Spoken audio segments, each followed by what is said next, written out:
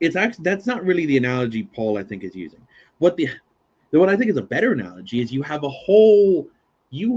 an entire, right? You have an entire field of, not an entire field, an entire ocean of water, okay? Just a massive, massive, endless reach and stretch of water.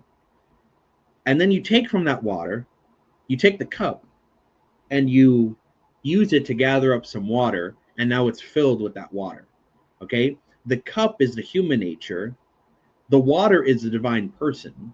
So now you have a cup of water, which is a human nature with a divine person, okay?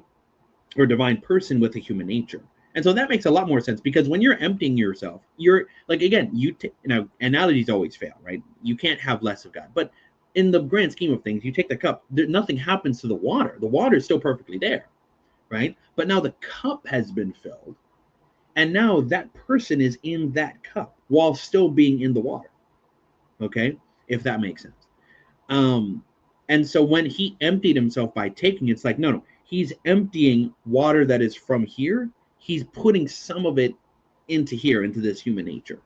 That's about as good as the analogy can get before it starts to break down.